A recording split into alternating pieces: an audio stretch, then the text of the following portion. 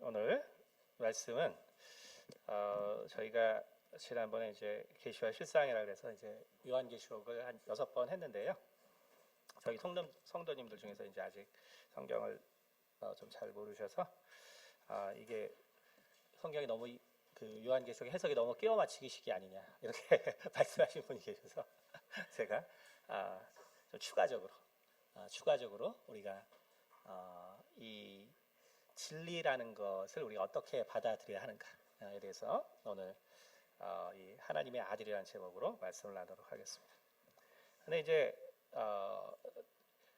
물론 우리가 이제 이 신학교를 다니신 분은 알겠지만 이게 원래 이제 설교라는 것은 이게 하나님의 말씀을 사실 이 목회자가 대신한다라고 보거든요. 그래서 원래 설교학에서 보면 그래서 이 설교에 대해서 비판을 못하게 되어 있습니다. 원래는 이제 신학교를 다녀보시면 알겠지만 이게 하나님께서 해주신 말씀이기 때문에 원래 그런데 그러나 뭐 요즘 같은 시대에 우리의 영성이 이렇게 많이 떨어진 시대이기 때문에 여러분이 이제 비판을 하시거나 혹은 이렇게 또 궁금하시면 많은 질문을 하시면 그게 더 좋다고 생각합니다. 네, 오늘 이 요한, 우리는 제가 항상 이제 요한복음을 이렇게 가끔씩 이렇게 어쨌든 처음부터 지금 사실은 설교를 좀 하고 있는데 요한의 영감을 우리가 항상 빚지고 있다. 제가 이렇게 말하죠.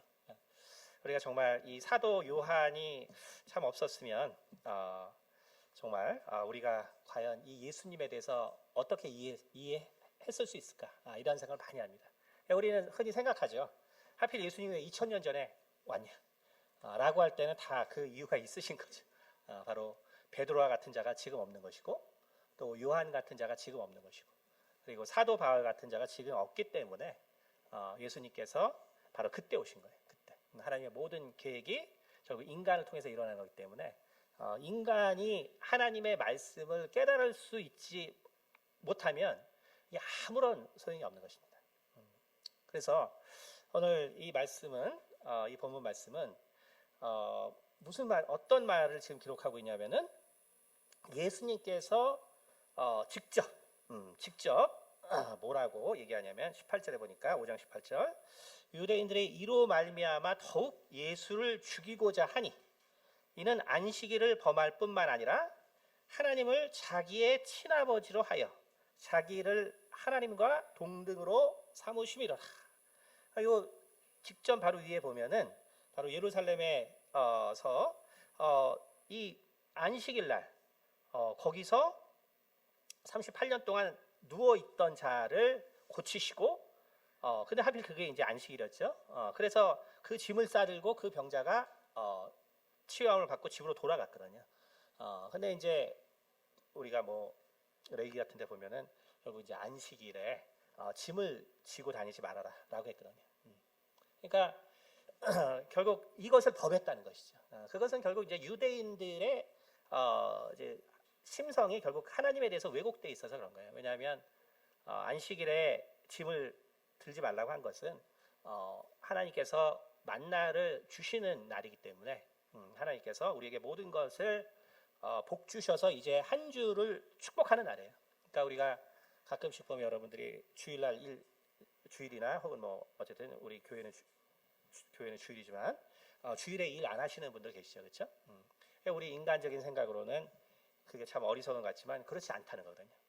바로 그것이 약속하신 거룩한 날이기 때문에 그날의 영적인 권세를 받는 날이에요.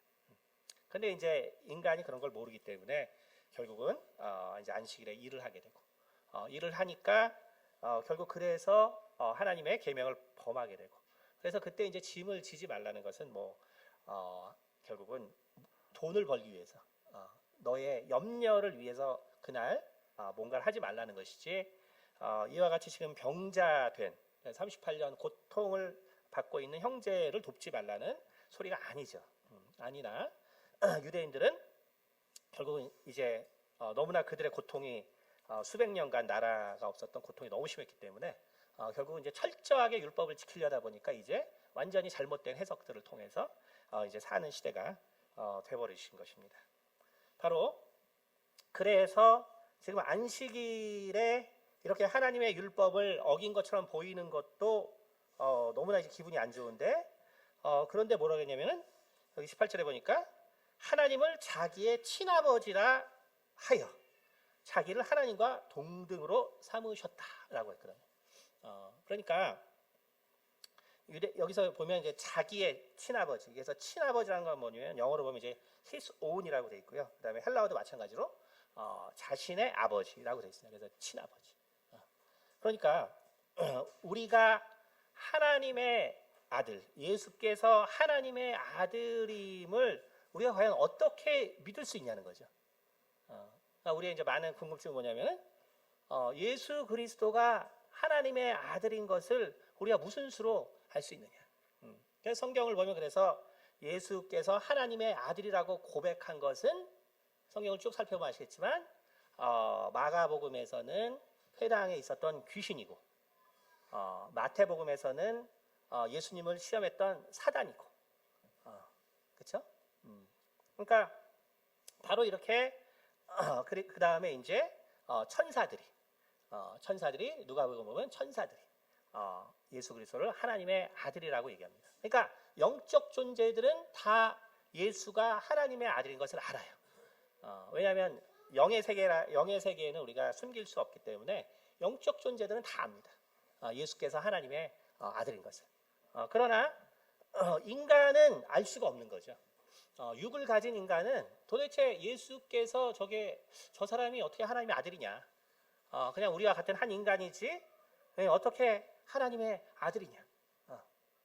그러니까 결국은 인간이 왜 하나님의 아들인 것을 예수가 왜 하나님의 아들인 것을 우리가 모르냐면 결국 우리가 인식을 할 수 없기 때문에 그런 거예요. 우리가 인식할 수 없기 때문에. 그러니까 인간의 결국 한계라는 것은 뭐냐면은 결국 인식의 한계가 있다는 거죠. 인식의 한계가 있다는 거예요. 그래서 우리 인간이라는 것은 그래서 우리가 흔히 뭐 성경에도 달란트가 나오고 또 우리가 여러분이 각자 먹고 사는 분야에서 여러분이 일하죠. 근데 여러분 아시겠지만 야, 내가 왜 이렇게 힘들게 이렇게 일할까? 이런 생각 여러분 하실 거란 말이에요. 그렇죠?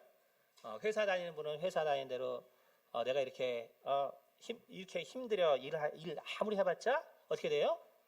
부인한테 막 야단만 맞고 또 애들한테 정말 피곤하게 또 당하기만 하고 또 여자분들도 나름 그렇게 아무리 또 일해도 남자는 회사 갔다 와가지고 이제 도와주지도 않고 그냥 화만 진탕내고 그러니까 이렇게 자기 일을 이렇게 하는데 근데 옆에 사람이 일하는 거 보면 되게 쉬워 보이거든요. 옆에 사람이 뭐 이렇게 뭐 주식으로 돈 벌고 또 부동산 투자해서 돈 벌고 막 이런 거 보면 되게 이제 쉬워 보이거든요. 근데 왜 우리가 그걸 못하냐면은 우리의 인식이 부족하기 때문에 그래요. 우리 그 분야를 모르거든요. 우리 그 분야를 몰라요. 그러니까 결국 모든 이해는 우리가 뭔가를 알아야 그걸 이해하고 가는 것이지 우리가 인식을 못하면은 결국 인간은 무엇이 주어져도 사실은 잘 알지 못해요. 그러니까 여러분이 아이에게 이제 많은 걸 이제 막 가르치죠. 많은 걸 막 가르치는데 딱 항상 보면 이제 내가 원하는 건 애들이 잘 못하죠. 근데 이런 건 좀 잘 못해도 되겠다 싶은 것만 잘해요. 그게 뭐냐면 결국은 이제 애들은 아직 내가 생각하는 만큼 이제 인식을 못하기 때문에 그게 뭐가 중요한지 왜 그걸 해야 되는지 잘 모르죠. 그러니까 이제 애들은 자기가 쉬운 것들만 받아들여서 인식한다. 그러니까 하나님의 말씀이라는 것이 그런 거예요. 하나님의 말씀이라는 것이 왜 하나님이 2000년 전에 이 땅에 오셨냐 하면 그거를 이해할 수 있는 사람이 별로 없기 때문에 예수님께서 이 땅에 와서 많은 이적을 베푸시고 많은 말씀을 증거해도 결국 그것을 이해하는 사람이 없으면 아무 소용이 없는 것입니다. 성경에도 그래서 진주를 돼지에게 던져주지 말라라고 말하는 것이죠. 아무리 귀한 말씀을 선포해도 그걸 뭐 인식할 수 없으면은 그건 이제 아무런 소용이 없는 것입니다. 바로 그렇기 때문에 오늘 이 사람들이 결국은 그래서 예수 그리스도가 하나님의 아들이라는 것을 인식하기까지 정말 많은 시간이 걸립니다. 예수님께서 많은 이적을 행하시고 많은 말씀을 주셨지만 그러나 사람들이 예수를 하나님의 아들이라고 아는 것은 시간이 걸려요. 그런데 요한은 어떤 말씀에서 그러면 예수가 하나님의 아들이라는 것을 믿게 됐느냐? 그것을 도대체 어떤 말씀을 통해서 깨닫게 됐느냐라는 것이죠. 그래서 이 본문 말씀입니다. 바로 이 본문 말씀이 중요한 게 뭐냐면 결국 요한은 정말 인식론적으로 예수님을 깨달았다는 거예요. 뭐냐면 17절에 예수께서 그들에게 이르시되 내 아버지께서 이제까지 일하시니 나도 일한다 라고 하셨고, 19절에 그러므로 예수께서 그들에게 이르시되 내가 진실로 진실로 너희에게 이르노니 아들이 아버지께서 하시는 일을 보지 않고는 아무것도 스스로 할 수 없나니 아버지께서 행하시는 그것을 아들도 그와 같이 행하느니라. 근데 되게 평범한 문장 같은데 이것이 요한에게 있어서는 예수가 정말 하나님의 아들이구나라는 것을 깨달은 구절이에요. 그러니까 뭐냐면 정말 요한은 정말 천재적인 사람이죠. 그러니까 그야말로 어떤 우리가 철학으로 말하자면 어떤 철학의 인식론의 어떤 핵심 같은 거예요. 그냥 이 말씀이 매우 평범한 말씀 같지만 이거 외에는 사실은 예수님이 자신을 하나님의 아들이라고 표현할 수 있는 어떤 다른 방법도 사실 없습니다. 잘 우리가 생각해보면.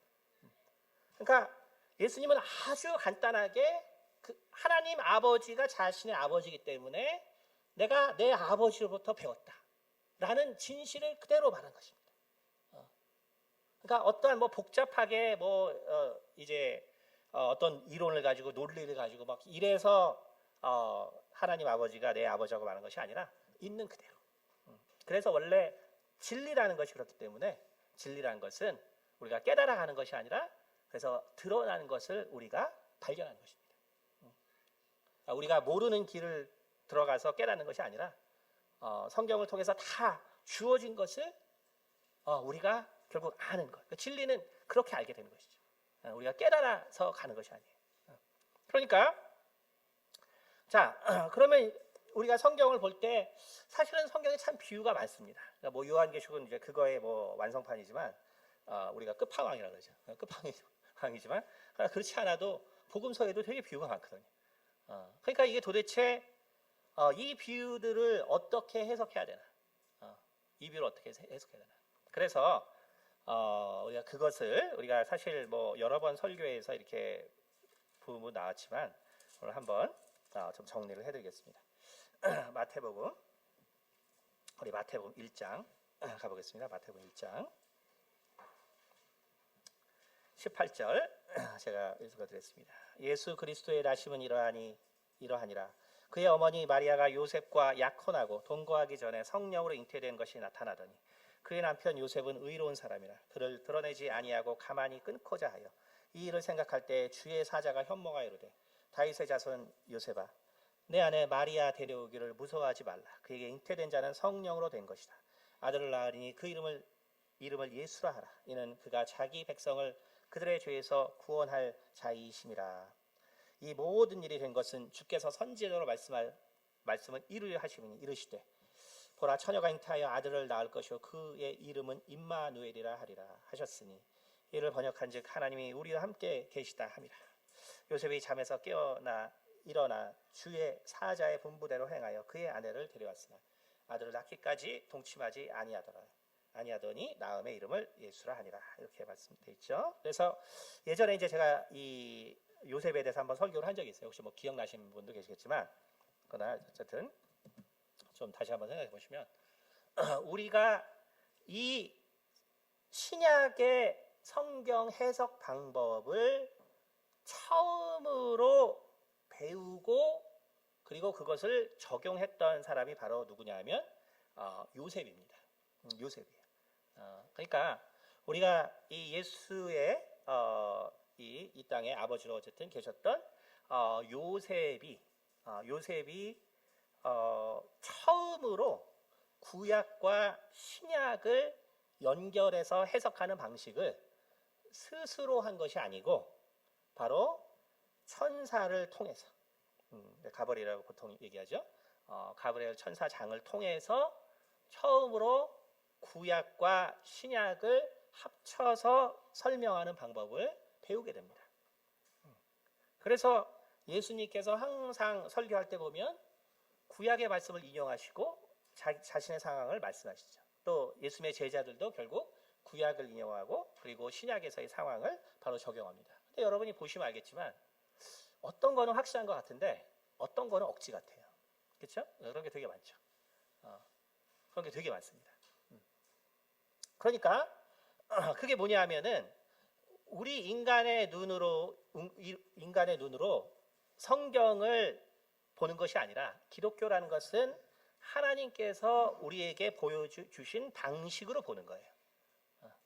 다시 말하면 이사야서의 오늘 7장에 사실은 뭐라고 그랬어요? 7장 14절 여기 보니까 보라 처녀가 23절에 이제 인용했죠. 보라 처녀가 잉태하여 아들을 낳을 것이요 그 이름은 임마누엘 하리라. 그래서 많은 사람들이 그럼 예수님의 이름이 임마누엘이냐? 그게 아니죠. 근데 보통은 예수님의 이 처녀가 잉태해서 아들을 낳을 사람의 이름은 임마누엘가 있는데 예수님은 이름이 예수거든요. 그래서 뭐 유아기 때 이름이 뭐 임마누엘이다 뭐 이제 이런 얘기도 막 하지만 그게 아니고 해석을 어떻게 해야 돼요? 그러니까 그 이름이 하나님과 함께하는 이름이다라는 소리죠. 그러니까 예수라는 이름이 하나님과 함께하는 이름이라는 소리예요. 그보다 더 중요한 것은 보라 처녀가 잉태하여 아들을 낳을 것이요. 근데 아시겠지만 이것도 이제 이 원어를 갖다 이게 분석해 보면 이게 처녀가 아니죠. 원래는 이제 헤브리어를 보면은 결혼하지 않은 여인을 말해요. 결혼하지 않은 여인을 말하기 때문에 결혼 안 했으면 다 처녀인가요? 모르죠 우리는. 그렇죠? 그러니까 처녀인지 아닌지 우리 몰라요. 모르는데 바로 마리아를 보니까 처녀였던 거죠. 그래서 구약의 예언이 신약을 통해서 완성되는 거죠. 근데 이제 우리가 이런 사실을 잘 모르고 이제 자꾸 구약만 냅다 하다 보면 이제 뭐 이상한 이제 해석이 나오게 되죠. 그러니까 신약을 통해서 완성되는 건데 우리가 이제 이러한 해석 방식을 모르면 안 된다는 거예요. 그러니까 요셉이 정말 이제 자기 부인이 아이를 잉태할 건데 그것은 성령으로 잉태된 것이고 그리고 그것은 바로 이사야서에 예언된 바로 처녀가 잉태하여 아들을 낳을 그래서 그 이름을 임마누엘이라 할 자고 아이의 이름을 예수라라고 했을 때 요셉은 처음으로 바로 이 사실들을 결국 나중에 제자들 혹은 제자들이 아니라 예수님 자기 아들 예수에게 얘기해 준 것이고 육신으로 키웠을 때 그래서 이 성경의 해석 방식을 계속 얘기해 준 거예요. 그러니까 이 요셉이란 이름도 아주 중요한 이름이라 그랬죠. 그렇죠? 그러니까 왜 하필 많은 이름 중에 예수의 아버지의 이름이 요셉이냐? 그것은 유대인들에게 있어서 올 메시아는 두 타입이 있다 그랬죠. 그게 뭐냐면 요셉의 자손으로 올 메시아가 있어요. 그 다음에 유다의 자손으로 올 메시아가 있죠. 그래서 요셉의 자손으로 올 메시아는 바로 고난의 메시아고 그 다음에 유다의 자손으로 올 메시아는 바로 왕으로 올 메시아죠. 그러니까 하필 예수님의 아버지의 이름이 요셉이 아니고 바로 그 예언을 충족시키기 위한 거거든요. 그러니까 이러한 부분들을 우리가 야 그거 억지지 그게 무슨 말이 되냐? 그렇죠. 우리가 따지고 보면 완전히 억지 같죠. 그렇죠? 근데 그게 억지가 아니라 바로 그것이 하나님이 우리에게 처음 천사를 통해서 성경을 이해하게 한 방식이에요. 여러분 그래서 이 사실을 잘 알아야 합니다. 다시 말하면 아까도 말했죠. 우리는 영적인 세계를 어차피 인식할 수 없어요. 그 진리의 세계를 어차피 인식할 수 없습니다. 진리의 세계를 어차피 인식할 수 없기 때문에 그렇기 때문에 결국 하나님께서는 바로 그 진리의 세계를 인식할 수 있는 방식을 주셨단 말이에요. 그리고 그게 사실이에요.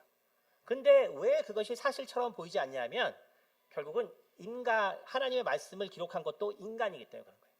인간이기 때문에 그것을 충분하게 이해하고 예언하지 못했기 때문에 그런 것이죠.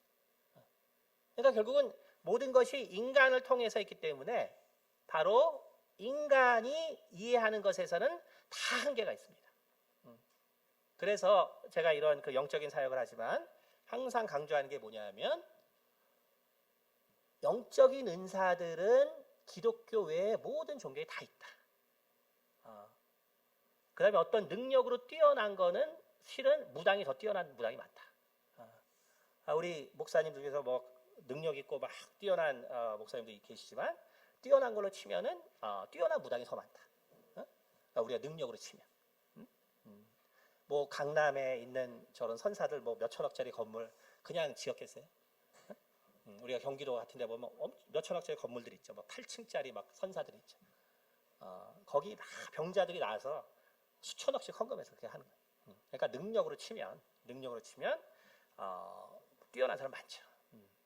그러나 우리가 뭘 알아야 되냐면 바로 영적인 세계는 그래서 영적인 세계의 진리는 그러나 우리가 인간이기 때문에 정확하게 알 수 없다는 거예요. 인간이기 때문에 정확하게 알 수 없다는 것입니다. 그래서 그러한 많은 사람들 또 많은 목사님들이 정말 또 영적인 세계를 보고 와서 또 얘기하고 막 할 때 우리 성도들은 그것이 진짜로 알지만 제가 항상 강조하지만 그것은 비유다. 그것은 비유고 우린 결국 오직 성경을 통해서 그것을 검증해야 된다라고 그래서 제가 항상 강조해서 말씀드립니다. 우리가 그 신성정 목사님이라고 계셔요. 아시면 알겠지만 예전에 그 최영교회 담임 목사하시고 이제 김영삼 정부 때 청와대에서 이제 예배 인도하시던 목사님이시죠. 신성정 목사님 그 분이 이제 아주 논리적이신 분이시죠. 최영교회 스타일 보시면 알겠지만 이제 아주 논리적이신 분입니다. 저서도 한 70권 되시는 분인데 그분이 아마 이제 그 은퇴하시고 나서 내 마지막 인생을 뭔가 정말 그 아마 저 정확한 스토리 모르지만 어쨌든 누군가가 이렇게 자신이 은퇴하고 가려는 선교지 아마 대신 가셨는데 아마 이제 그분들이 그 선교지에서 죽었나 봐요. 이제 그래가지고 안 되겠다. 내가 정말 이 사명을 감당했다. 해서 이제 인도로 이제 아마 가신 걸로 알고 있는데 그러시면서 이렇게 기도하시는 중에 이제 천국과 지옥을 이제 본 거죠. 천국과 지옥. 그래서 이제 그 천국과 지옥에 대한 책을 써냈습니다. 근데 그분이 뭐 이제 우리 엄목사님 나오신 이제 연세대 아마 거기서 신학하시고 그다음에 이제 템플턴 신학대학에서 공부하시고 뭐 아주 정통 보수 쪽으로 하십니다. 그러니까 이제 천국과 지옥에 대한 책을 내니까 이제 뭐 그 당시에는 2011년인가 말인데 그 당시에는 이제 되게 참 논란이 많았어요. 뭐 이단이라는 사람도 당연히 많았고 갑자기 이단으로 변했다. 뭐 이런 사람도 되게 많았고 신학계에서는 어쨌든 그런데 거기 책에 보면은 어떤 얘기가 있냐면 이제 천국에 대해서는 제가 잠깐만 천국에 이제 이게 반열이 쫙 있습니다. 쫙 있어요. 그러니까 제일 하나님 앞에 이렇게 있는 사람. 그다음에 쭉 가는데 자기는 다섯 번째인데 근데 거기에 누가 있었냐면 그 알버트 슈바이처 박사가 있는 거예요. 근데 이제 제가 그것을 보고 왜냐면 이제 저는 이제 뭐 이런 사역을 했으니까 뭐 천국과 지옥 갔다 온 사람 많이 만났죠. 근데 다 다릅니다. 근데 이제 그 경험하신 분들은 생생하죠. 뭐 의사분들도 계시고 판사분들도 계세요. 뭐 또 그런 사모님들도 계시고 뭐 계신데 갔다 온 사람은 엄청 생생하게 얘기해요. 그래서 인생도 엄청 헌신되게 살아요. 그럼 살 수밖에 없죠. 경험했으니까. 그러나 얘기를 들어보면 다 달라요. 뭐가 다르냐면 구체적인 어떤 기술들이 달라요. 구체적 기술들이. 그러니까 그분도 결국은 그 얘기를 물론 이제 천국의 모습이나 이제 이런 거는 또 일반 분들이 얘기한 거 다르지만 어쨌든 그 사람이 나온단 말이에요. 근데 여러분 좀 이제 신학 좀 하시고 이제 좀 공부 좀 하신 분 알겠지만 이 슈바이처 박사는 인류애가 대단한 사람이죠. 뭐 가나에 가서 많은 흑인들에게 어쨌든 많은 의료 봉사도 하시고 뭐 물론 이제 요즘 비판 서적도 많이 있어요. 그러나 어쨌든 간에 그런 많은 훌륭한 일을 하셨어요. 근데 이제 그분이 젊을 때 그리고 나중에도 결국은 이제 우리가 유니테리안 처치라고 해서 삼일체를 부정하는 이제 그러한 또 그거에 또 가입하지만 그러나 젊을 때 신학 보면은 우리가 지금 믿는 신학하고는 완전 다르거든요. 그는 이제 종말론을 강조하신 분이에요. 그 알버트 슈바이처 박사는 종말론을 강조했는데 그 종말의 의미가 뭐냐면 결국 예수 그리스도께서 하나님의 사역을 하나님의 일을 감당하고 그리고 종말이 올 줄 알았는데 결국 이 세상에 종말이 오지 않았다. 종말이 오지 않았기 때문에 결국은 하나님의 자기가 깨달은 하나님의 뜻을 완수하기 위해서 스스로 십자가를 졌다. 그 파이널 결론이 뭐냐면 우리 인생을 위해서 진 게 아니에요. 그래서 슈바이처 박사가 말한 기독론이라는 것은 예수께서 우리 인류를 위해서 십자가에 진 것이 아니라 그냥 자신의 사역의 완성을 위해서. 그래서 결국 슈바이처 박사의 삶도 그래요. 항상 종말로 봤거든요. 모든 시대를. 왜냐하면 우리가 이 세상을 종말로 봐야지만 자기의 모든 것을 헌신하고 그래서 가진 꿈을 이룰 수 있는 거예요. 그러니까 그렇게 해서 하나님의 뜻을 이뤘다라고 할 때 과연 그럼 우리는 슈바이처 박사가 그럼 구원받았냐 구원받지 않았냐? 그렇죠? 이거는 매우 당연한 것이죠. 예수의 피가 만약에 우리를 위해서 흘린 것이 아니라 자신의 사명을 완수하기 위해서 흘린 피라면 그러면 당연히 슈바이처 박사는 당연히 예수의 피에 공로를 힘입을 수 없죠. 당연히 구원받지 못하는 거예요. 그러나 어때요? 신성조 박사님의 그 책에는 그게 나온단 말이에요. 그러니까 뭐냐면 그러면 신성조 목사님의 경험이 거짓이냐? 아니라는 것이죠. 이 천국과 지옥을 본 하나님께서 보여준 핵심은 뭐냐면 천국과 지옥이 있다는 거예요. 천국과 지옥이 있기 때문에 우리가 어떻게 살아야 하냐? 살아야 하냐? 그런데 천국과 지옥을 우리가 봤습니다. 근데 오늘 요한계시록을 보니까 그거를 묘사하는 방법이 어떻겠어요? 우리가 요한계시록 여러분 해석할 때 봤겠지만 그 천국과 지옥을 우리가 볼 때 그거를 해석할 수가 없죠. 우리 인식이 그게 안 되거든요. 그러니까 우리가 인식할 수 있는 건 뭐냐면 사람들이 고통받는 거 혹은 사람들이 영광받는 거. 그러나 그것은 영의 세계이기 때문에 우리가 요한계시록에서 결국 뭐 동물이 있는데 뭐 눈이 많이 달리고 또 예수님이 이게 죽었는지 살았는지 모르겠고 이게 뭐냐면 영적으로는 모든 것이 보여지는데 우리 눈이 인식할 수 있는 거는 이 3차원 세계에서 인식할 수 있는 거는 한계가 있단 말이에요. 그러니까 우리가 외국에 가면은 처음에 어떻게 해야 되냐면 보통 처음 외국에서 살 때는요 사람들의 옷을 되게 많이 봅니다. 사람들의 옷을 되게 많이 봐요. 처음에 외국 가면 또 환경 보고 사람 옷 우리랑 입은 게 되게 다르거든요. 그래서 막 이렇게 그래서 정말 신기하다. 완전 딴 나라 같다. 근데 이제 한 2, 3년 지나면 이제 그때부터 이제 얼굴 보죠. 옷은 이제 하도 많이 봐서 이제 얼굴 본다. 그러니까 이제 얼굴 보는 게 맞아요. 그러다 이제 물론 몇 년 있으면 다 내 나라 같죠. 백인 봐도 저 사람 왜 여기 와 있지? 꼭 내 나라 같아. 그러니까 사람은 이제 그렇게 바뀌는데 그러나 우리가 처음에 결국은 사람을 인식할 때 중요한 건 결국 우리가 사람을 보죠. 그리고 사람의 눈을 보죠. 그렇죠? 그래서 우리가 사람에게 중요한 것은 결국 그 사람이 얘기하는 것, 또 말하는 것. 이게 핵심이거든요.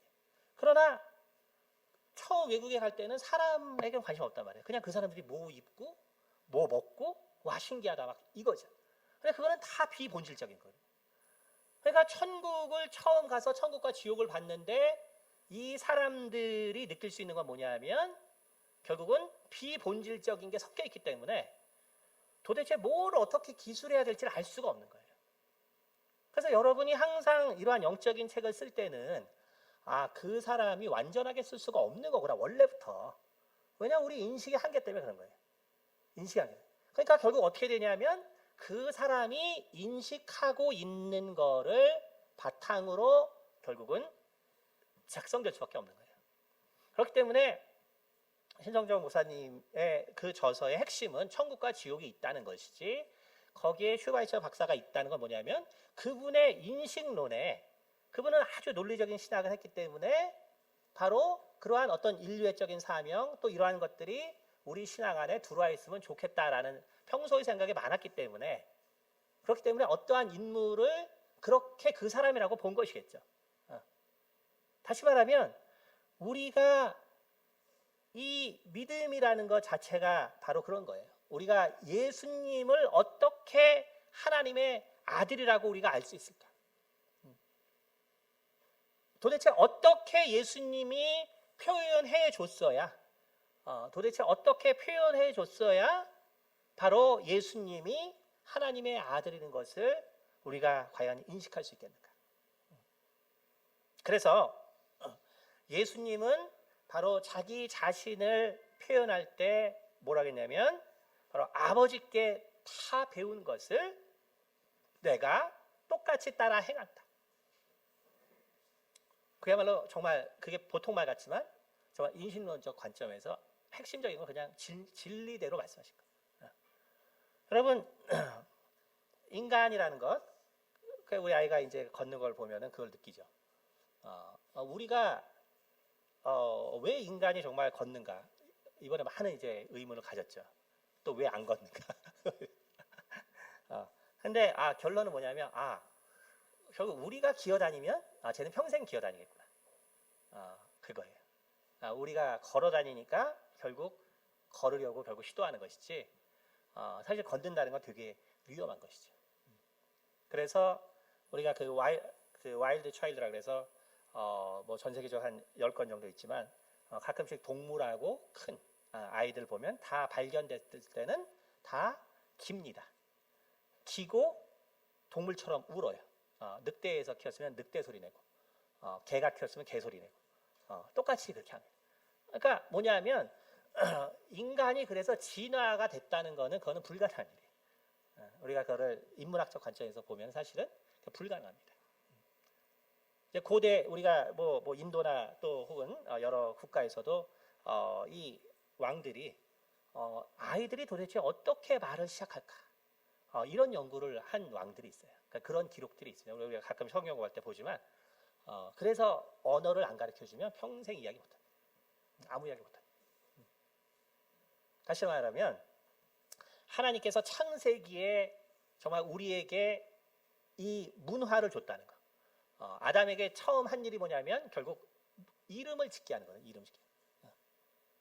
그러니까 결국은 인식을 하게 했기 때문에 인간이 있는 거예요.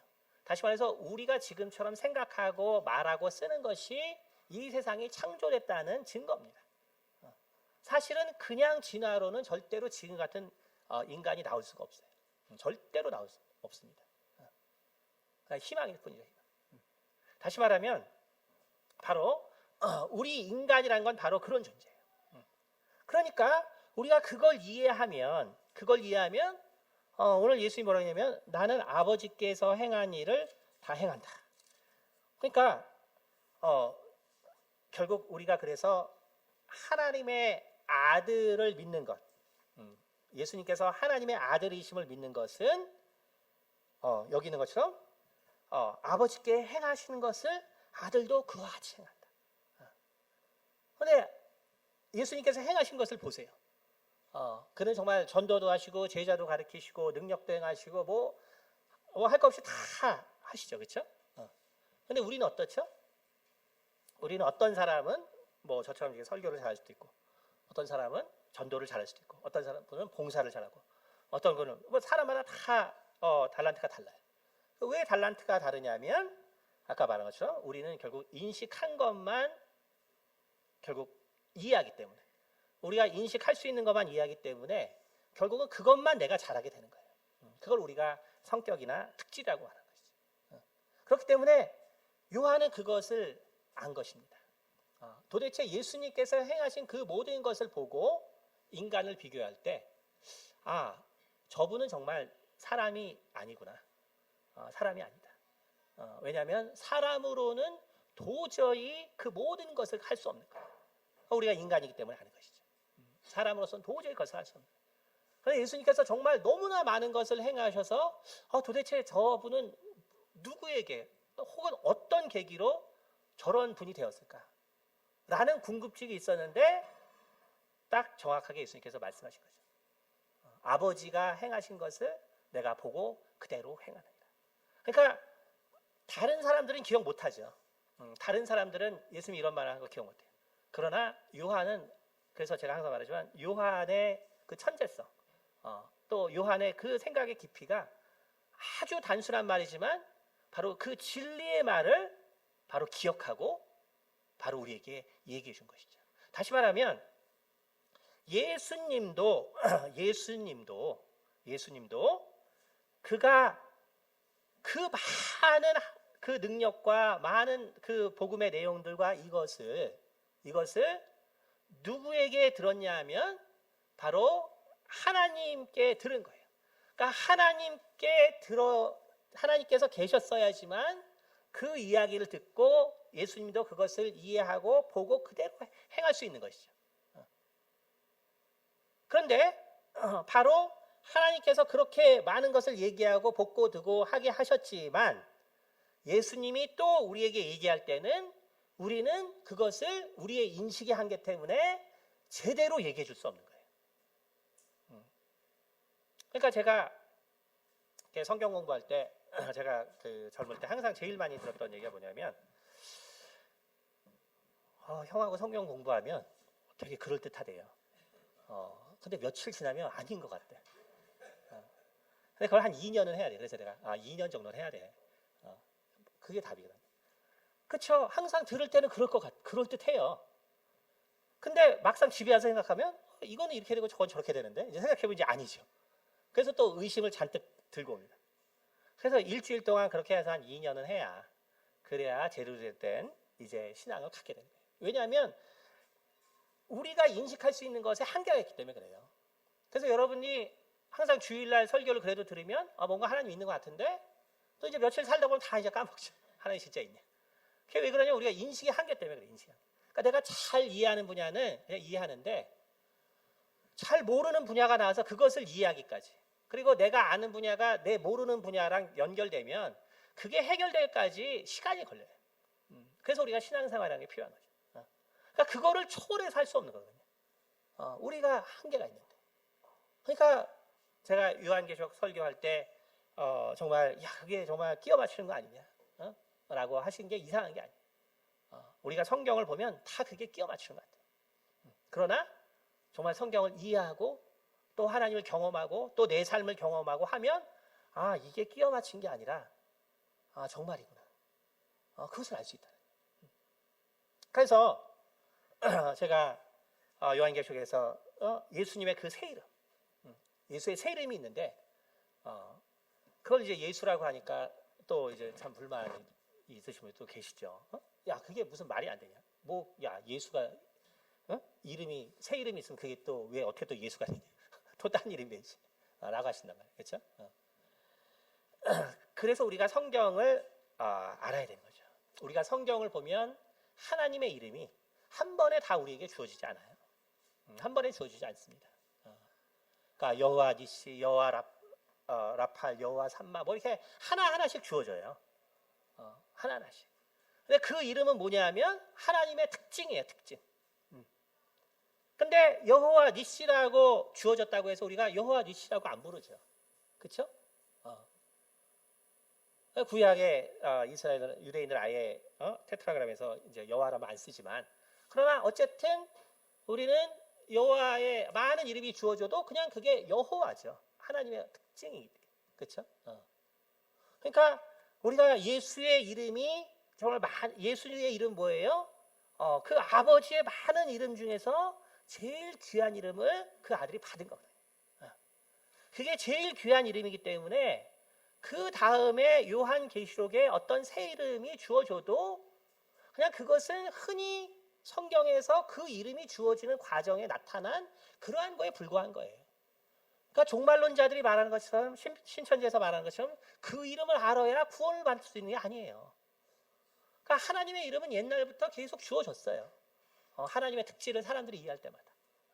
그러니까 요한계시록에 그 마지막 영광의 승리를 주신 예수님을 우리가 경험하지 못했기 때문에 그 이름이 비밀이 있지만, 그러나 그 이름도 결국 예수라고 제가 말한 거는 결국 예수님의 특질이기 때문에 그런 거예요.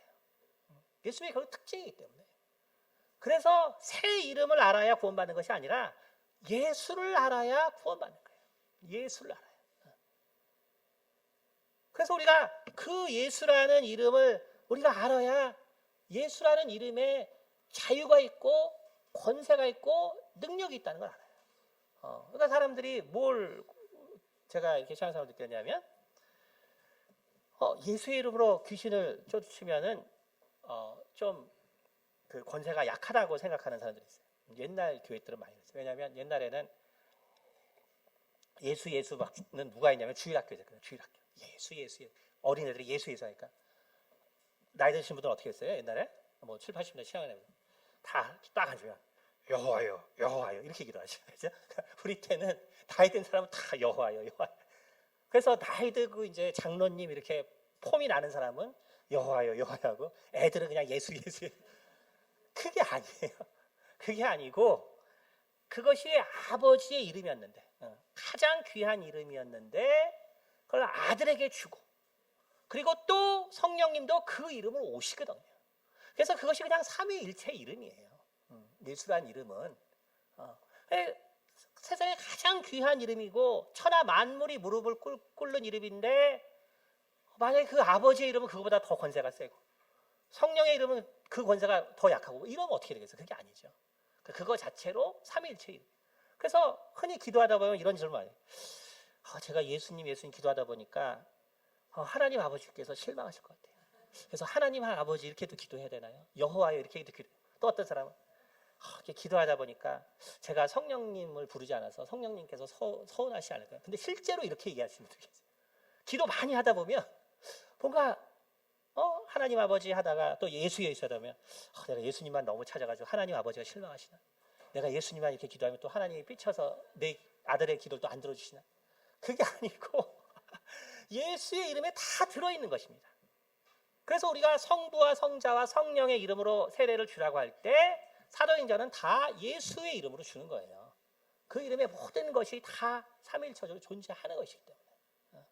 여러분 그래서 요한계시록을 설명할 때 결국 마지막에 우리가 이름에 대해서 할 때 충분하게 설명이 안 됐기 때문에 여러분이 이제 오해를 하실 수 있습니다.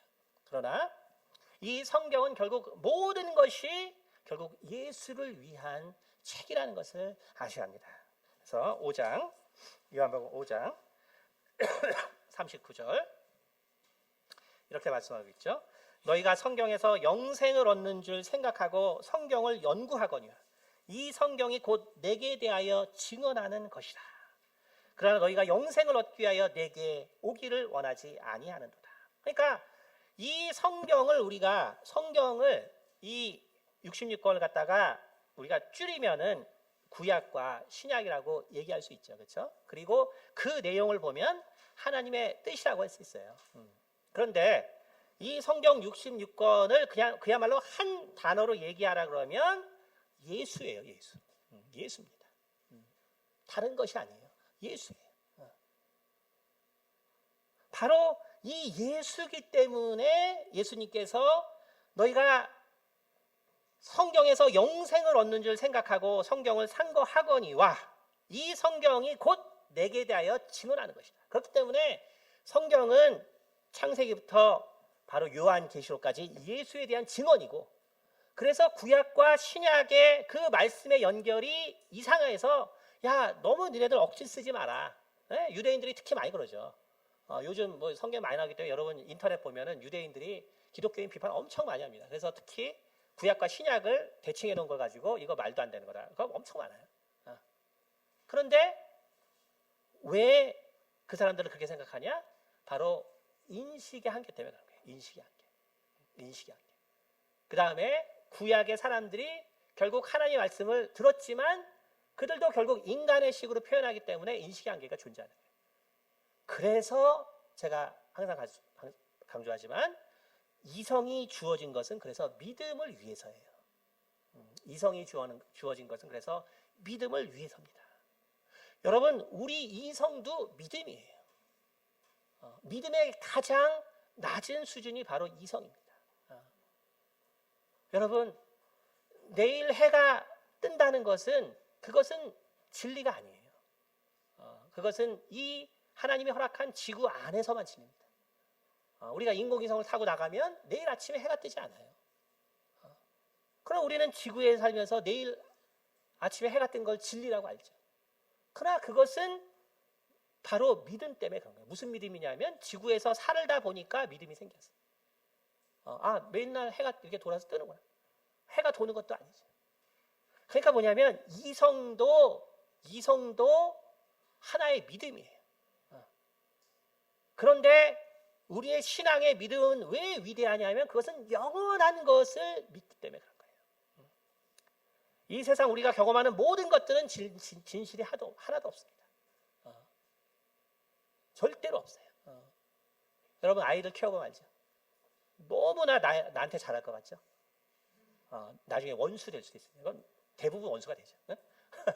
지금은 너무너무 이렇게 사랑스러워서 나한테 잘 들어가지만 여기 부모 속 난 한 번도 썩인 사람 없다. 나 그런 적 없다.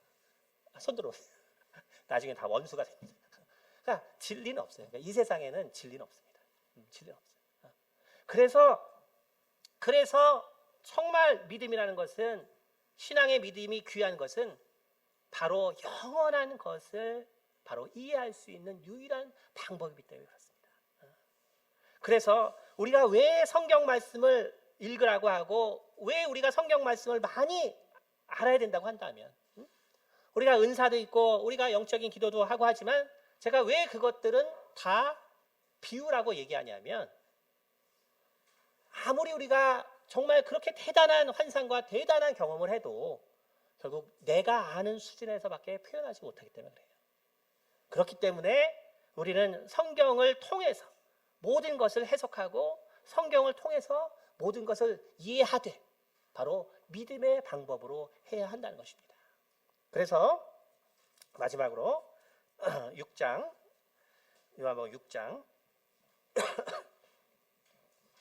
66절, 제가 봉독해드리겠습니다. 그때부터 그의 제자 중에서 많은 사람이 떠나가고 다시 그와 함께 다니지 아니하더라. 예수께서 12 제자에게 이르시되 너희도 가려느냐? 시몬 베드로가 대답하되 주여, 영생의 말씀이 주께 있사오니 우리가 누구에게로 가오리까?